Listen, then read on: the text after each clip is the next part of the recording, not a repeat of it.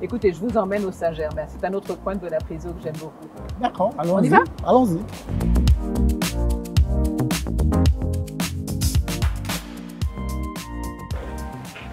Oh, quel plaisir! Je trouve là mes amis. Ah oui? Ah ben on va vous les présenter. D'accord. Formidable. Ben, merci, je suis heureuse de vous retrouver tous les deux. C'est une surprise de trouver mon monde ici. Ça va? Oui, ça va, merci. Ben écoute, la bonne compagnie là. Ben, il faut que je vous présente. Il faut que je vous présente. Bon, c'est une surprise extraordinaire. Je trouve mes meilleurs amis. Alors d'abord, le plus ancien, on commence par l'aîné, c'est Jacques Yemi. Et puis David Boimbard. Alors Jacques, c'est un ami de très longue date, de plus de 30 ans. Ah oui? 40 ans. 40 ans. 40 ans. Et David, c'est un peu plus récemment, mais ça fait déjà plus d'une vingtaine d'années qu'on se connaît et qu'on se supporte. Voilà. Jacques Yemi, dites-nous, comment vous êtes rencontrés? Nous étions en lutte pour obtenir une chaîne, une radio libre pour notre communauté. Notre communauté qui est multiple au Canada en France, et il est porté que après la bataille des radios pirates, qu'on nous régularise et qu'on nous donne à nous aussi un organe pour pouvoir nous exprimer, pour pouvoir communiquer. Et ça, c'était de longue haleine. Et finalement, pendant que nous étions donc en train de nous battre, on voit apparaître des gens qui veulent nous soutenir. Et parmi ces gens-là, il y avait un homme, je ne fais pas la publicité, qui est dans la mode, qui est extrêmement connu. Mais cet homme-là, comment il peut venir voir les Noirs qui se battent pour avoir une radio? Et il a été représenté par quelque chose de formidable, d'une personne qui nous a tous marqués. On voit arriver Dominique Fous avec Paco Rabanne. On se dit, oh, c'est un joli mannequin.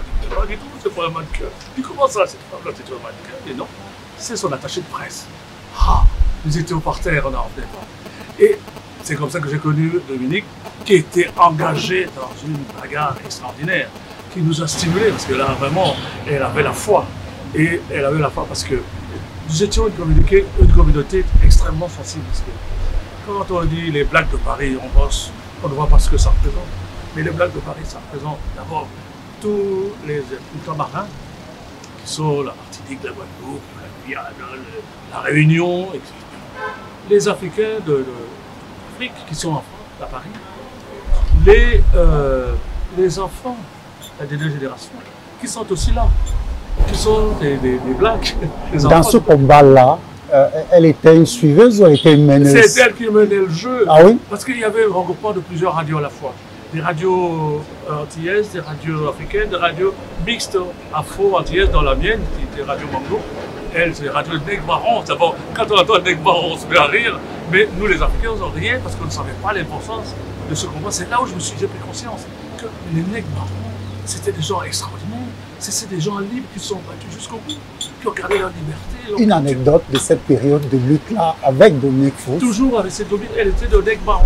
D'accord. Donc c'est elle qui a vendu l'idée, c'est elle qui nous a senti. Nous les Africains, on ne savait pas. Mais on a pris conscience qu'il y a un combat à mener et il ne faut plus le mener dans les champs des îles, il faut l'amener à Paris parce que c'est là où tout part. Et si on n'a pas une voix qui est attendue, un organe. Est-ce que vous allez prendre notre Bonjour. chose? Alors, je vais prendre un café. Oui, Elle est on va prendre un spéciale, café. Café à Expresso l'entrée. pour moi. Voilà. Merci madame. Merci. Eh bien, cette prise de conscience était telle que nous voulions exister. Nous voulions qu'on sache. Et pour faire la voix, c'est pas la voix des ondes. La télé n'était pas donnée à tout le monde. Et puis il n'était même pas question à l'époque d'en avoir une. Le plus important pour nous, c'est déjà d'avoir une radio qui nous représente. Parce que traiter notre information en France, c'est les Européens la voient avec leur regard. Or, nous-mêmes, les Blacks, c'est notre information. On a donc créé un triptyque information sur les Blacks de Paris, tout confondu.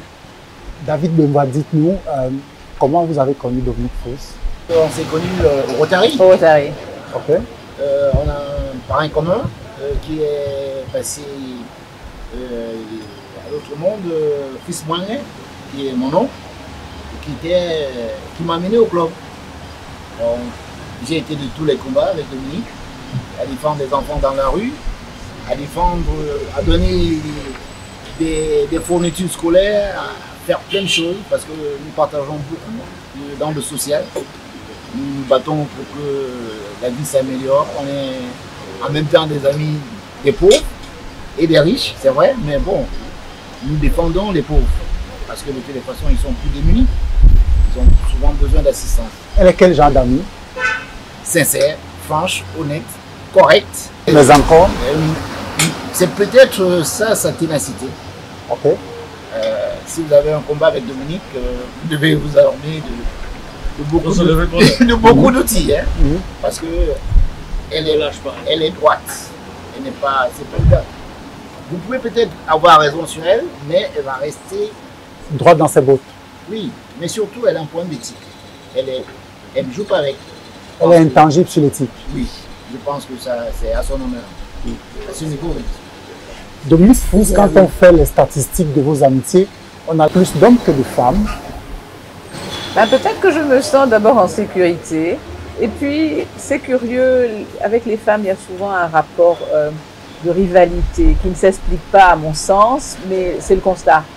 Donc, je me livre avec beaucoup plus de facilité à mes amis hommes. J'en ai pas d'abord beaucoup, j'en ai que quelques-uns que j'ai depuis toutes ces années-là. Je vais dire, l'un plus de 20 ans, l'autre 40 ans. C'est dire que on est solide dans ses convictions et on trouve des gens de qualité. Ce sont des amis de qualité que j'ai aussi. C'est des gens qui ont beaucoup à donner aussi et l'interaction se fait depuis sur le plan intellectuel, on est en phase, sur le plan de l'éthique, on est en phase. Voilà, ce sont mes amis. Ce sont même un peu plus que mes amis, ce sont mes frères. Sur l'échelle de l'amitié, quel est le niveau de complicité avec David, par exemple? 9,9. C'est-à-dire qu'il connaît tout sur tout? Oui. Ah oui? Il connaît tout. Vraiment tout? C'est mon frère, je lui dis tout et je vois pas. Et c'est un conseiller.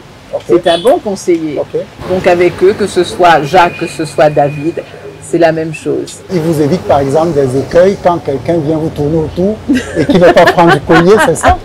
Absolument, tout ça, ça fait partie de l'amitié. Ils sont là dans les bons et mauvais moments. Ce ne sont pas des amis de circonstance qui vous fréquentent par intérêt ou parce que ça fait bien de fréquenter Dominique Fous.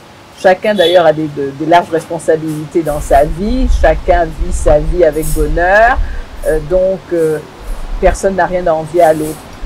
Et on est riche de cette amitié-là et de ces relations-là. Je vais préciser que je me suis marié, reconvolé en Juste Noces il y a 2 ans, et c'était mon propre témoin pour vous dire à quel point nous sommes proches. Si vous devez aller en guerre et que vous cherchez un général d'armée, un meneur, sans hésiter, vous allez penser à Dominique Fous. Bien sûr, naturellement, puisque Dominique Fous, je vous ai dit, c'est un meneur d'hommes. C'est un... Sans être un vat en guerre, c'est une Amazone. C'est une Valkyrie qui veut que elle se bat pour la justice, pour l'éthique, pour la vérité. Donc on ne peut pas hésiter. Quand elle est devant, nous sommes en sécurité, nous pouvons y aller les yeux fermés parce que nous savons qu'elle a le discernement qu'il faut pour mener les hommes. Vous n'êtes donc pas surpris par ces récents divers engagements dans la société camerounaise? Je pense à l'affaire de l'hôpital à Kentilini, je pense à d'autres affaires. Vous n'êtes pas surpris par son engagement? Parfaitement, et c'est le genre de combat qu'il a toujours mené. Je pense que ce n'est pas en contradiction avec son éthique, sa mission, qui est de relever l'injustice. Et je pense qu'aujourd'hui, engagée comme elle l'est, je comprends qu'elle soit combattue, parce qu'elle dérange, si vous voulez. Mais nous la soutenons parce que nous savons que c'est la juste cause. Elle se bat pour la juste cause, pour la défense des intérêts de ses citoyens. Est-ce qu'il y a des combats localement pour votre communauté française, je le précise, que vous avez mené ici? Bon, oui. Quand je suis arrivée, je suis entrée tout de suite dans une association d'utilité publique française qui s'appelait la DFE, Association démocratique des Français de l'étranger. Un peu vue à gauche, un peu vue à gauche. Et là aussi, il fallait s'affirmer, parce que même dans notre communauté, les choses ne sont pas simples. Et voir quelqu'un d'un peu bronzé prendre la tête de l'association comme je l'ai fait, imaginez-vous que j'ai été combattue même à ce niveau-là. Ah oui? Je suis une métissée, j'ai plein de sang qui coule dans mes veines. Hein. Comme disait un des poètes de la négritude, 3 fleuves se retrouvent en moi, enfin coulent dans mes veines. Donc je suis de mélange divers, mais jusque-là, étant donné que je suis un peu plus bronzée, je peux vous assurer qu'il y a quelques problèmes. On les dépasse, mais on ne peut pas nier que ces problèmes existent. Le poète de la négritude, c'est Léon Gontran Damas. Voilà, c'est le frère de ma grand-mère. Ah oui. C'est le frère de ma grand-mère. Oui, ben, j'ai eu la chance d'être la petite nièce de Léon Gontran Damas. Et ce qui m'a beaucoup apporté, cette paternité, mon attachement à l'Afrique vient de là. Ok. Vient de là parce que, bon, j'étais souvent chez l'oncle de ma mère. On me déposait là, dans le 15e arrondissement. Et puis, j'étais dans une bibliothèque fantastique. Et le goût de la lecture vient de là. Et bien évidemment, les rencontres qu'on a pu y faire, aussi bien avec Senghor qu'avec Césaire. Césaire, puisque je suis à la fois martiniquaise et un peu guyanaise. Donc, ma grand-mère était guyanaise. Donc, voilà. Donc, le goût de lecture et puis ce métissage et culturel et physique que je tiens de mes ancêtres. Mais il y a quelque chose de curieux quand même concernant le frère de votre grand-mère, Léon Gontran Damas. Il est le troisième du trio de la négritude composé de Senghor et de Césaire. Il était le plus virulent, mais le moins connu des trois. Peut-être parce qu'il a moins produit. Il a moins produit.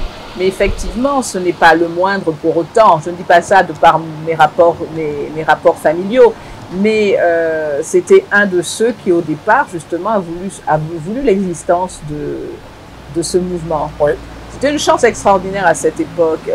Tous ces hommes qui se retrouvent tous pratiquement à Louis-le-Grand, ils font leurs études dans les meilleurs lycées parisiens. Bon, ils ont poursuivi les uns les autres. Mon oncle est rentré en politique aussi, comme Césaire. Il a été député de la Guyane et il a continué à l'UNESCO et il va finir sa vie à Washington comme professeur à Howard University. Donc, j'ai eu la chance de vivre dans ce milieu très porteur, très stimulant et qui m'a ouvert les voies de l'Afrique et de l'envie d'être en Afrique. Et je suis arrivée en Afrique. Voilà. On arrive, Dominique Fous, au moment de cette émission où je dois vous amener en destination secrète.